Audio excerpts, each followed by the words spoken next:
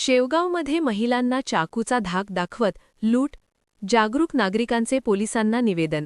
शेवगाव प्रतिनिधी सज्जाद पठाण. शेवगाव शहरातील महिलांना लक्ष्य करून चाकूचा धाक दाखवत सोन्याचे दागिने लुटण्याच्या प्रयत्नांच्या घटना वाढल्याने नागरिकांमध्ये भीतीचे वातावरण निर्माण झाले आहे.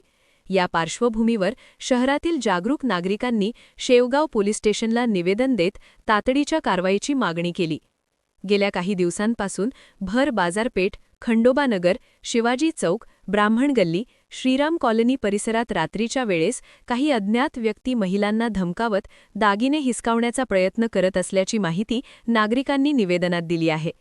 काही घटनांमध्ये आरोपींनी चाकूचा धाक दाखवून महिलांचा पाठलाग केल्याचाही उल्लेख करण्यात आला आहे. या घटनांमुळे परिसरातील महिला, विद्यार्थी व नागरिकांमध्ये मोठी दहशत निर्माण झाली आहे.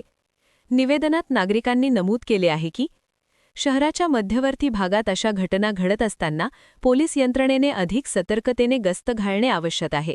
महिलांची सुरक्षितता हा अत्यंत संवेदनशील मुद्दा असून भविष्यात गंभीर घटना घडू नयेत म्हणून तातडीची पावले उचलणे गरजेचे आहे.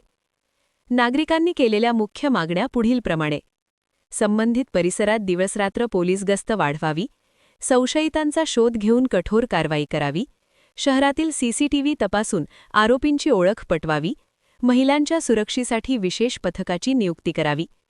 या घटनांनी शहरातील कायदा व सुव्यवस्था स्थितीबाबत प्रश्न निर्माण झाले असून जागरूक नागरिकांनी पोलिसांकडून तातडीची व प्रभावी कारवाई व्हावी अशी मागणी केली आहे.